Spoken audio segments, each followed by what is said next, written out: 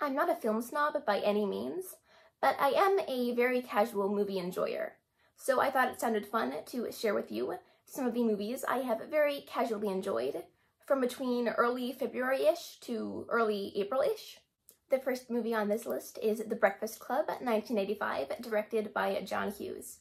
I'm a huge fan of teen comedy movies, and The Breakfast Club is pretty much the quintessential teen movie, so I almost feel bad that I never got around to watching it sooner. If you somehow don't know what The Breakfast Club is about, it is about 6 high school students, played by Molly Ringwald, Anthony Michael Hall, Judd Nelson, Ali Sheedy, and Emilio Estevez, all of whom are from vastly different social cliques, as they spend a Saturday together in detention. It was just such a simple, fun classic for a reason. My favorite part was definitely getting to see the unlikely friendship form between the main 5 characters. Although I will say that Judd Nelson's character, is his name John, is an absolute jerk. I don't like him at all. I think Claire deserved better. But yeah, The Breakfast Club. Just a good time. I really enjoyed it. The next movie I watched was The Umbrellas of Cherbourg, 1964, directed by Jacques Demy.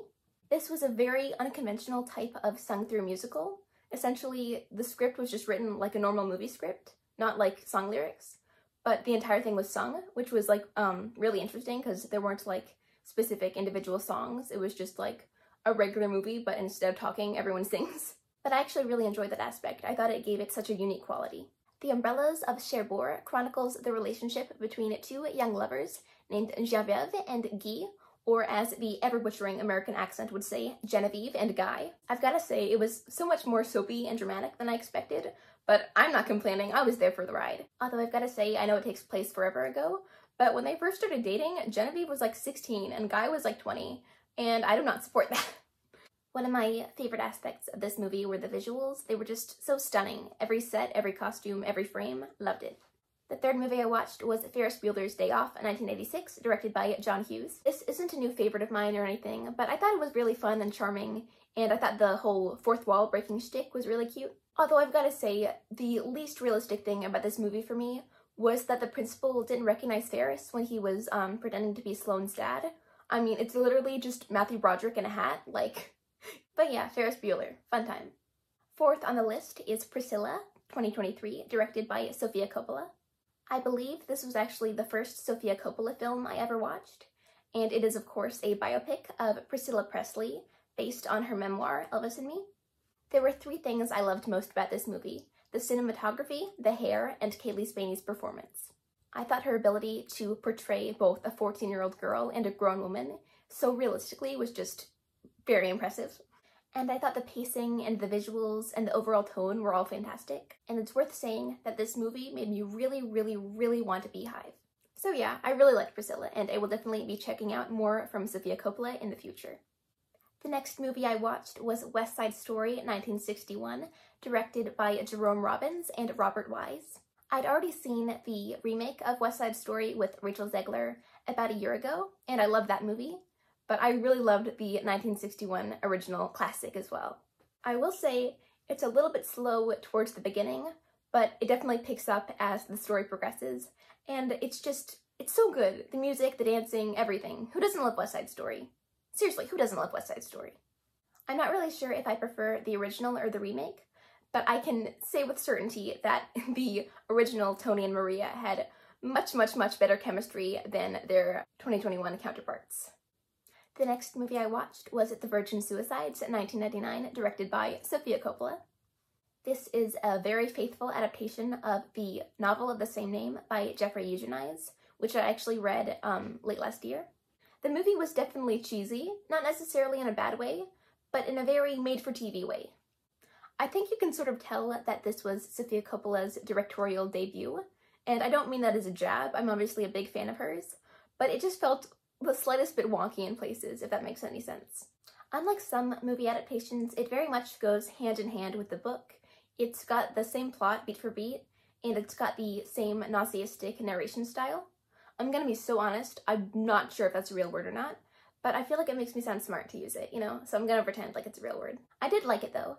I think if you gave me the choice between rereading the book and rewatching the movie, I would pick to rewatch the movie, for whatever that's worth. And of course, I'm a big fan of Kirsten Dunst, so anything she's in, I will watch happily. Okay, I totally forgot I was planning on doing this, but I was gonna give each movie I watched like a letter grade from F to A+. So I'm sorry about that. But The Breakfast Club I gave an A, Umbrellas of Cherbourg I gave an A, Ferris Bueller I gave a B, Priscilla I gave an A, and West Side Story I gave an A, and The Virgin Suicides I gave a B. The next movie I watched was La La Land 2016, directed by Damien Chazelle.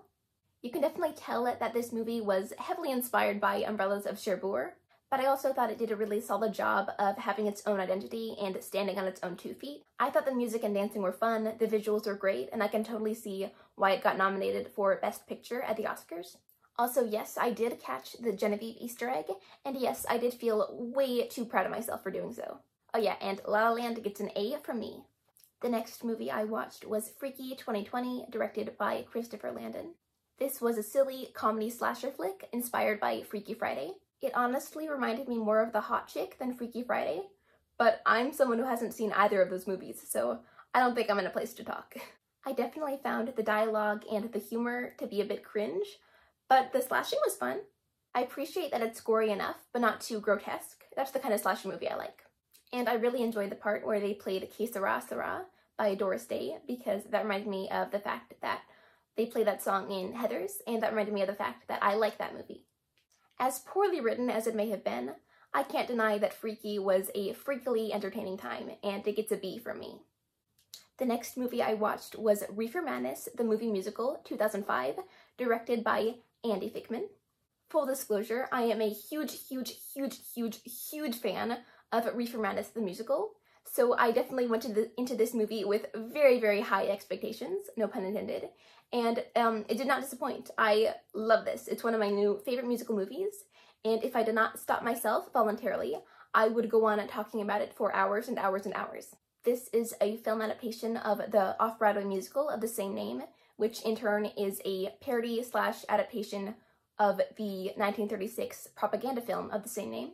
And the whole premise is essentially humorously satirizing the anti-marijuana propaganda of the 1930s. A fun fact about me is I can never just like something a normal amount. Like if I like something, I become obsessed with it.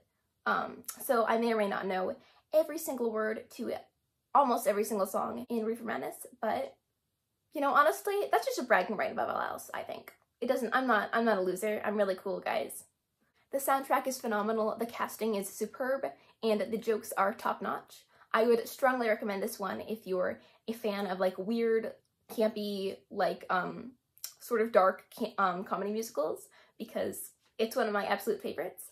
I remember when they first announced the revival of Reefer Madness back in, I want to say February or March, I went absolutely feral because that's one of my favorite musicals ever, and I just can't believe that it's getting a revival, and I'm so excited.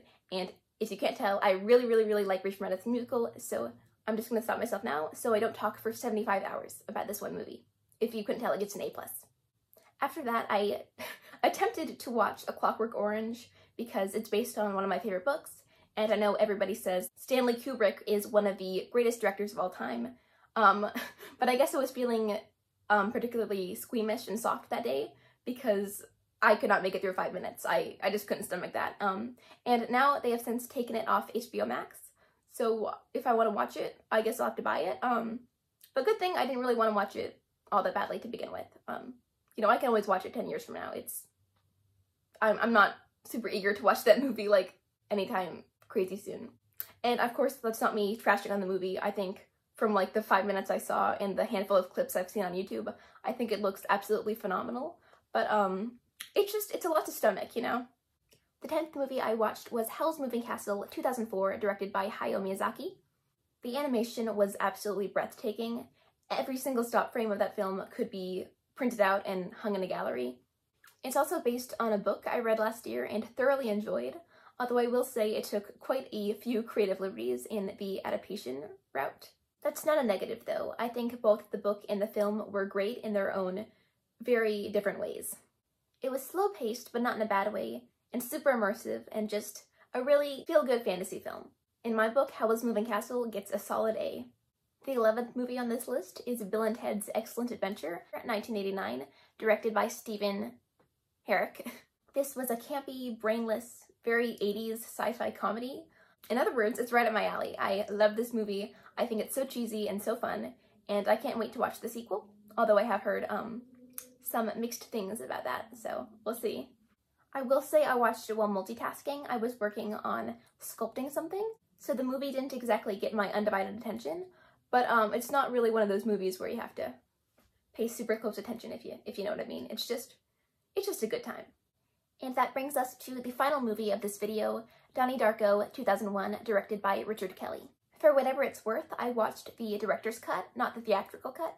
If you told me that you would pay me $1 million to describe the plot, just give a brief summary of Donnie Darko, there goes my shot at being a millionaire, because, like, I don't even know, like, how to explain what it's about. It wasn't, like, overly convoluted or anything. It's a weird movie, you know? It's weird. To put it as best I can, it is about this high school boy named Donnie Darko who sees visions of this 6-foot-tall rabbit man named Frank, who tells him that the world is going to end in a few days. Yeah, that's the movie. It's definitely edgy and quirky and not like the other teen movies, and everyone mumbles and broods all the time. And I know I'm making fun of it right now, but I actually really enjoyed this movie. The ending was very confusing, but I thought it was just really neat, and it definitely sticks in your head for a while after you watch it. So yeah, Donnie Darko gets, I'll say a B+. I'll say an A, yeah, not a B+, definitely an A. Yeah, I like this movie. Okay, that's all. I don't have any more to talk about, so I should probably go to bed.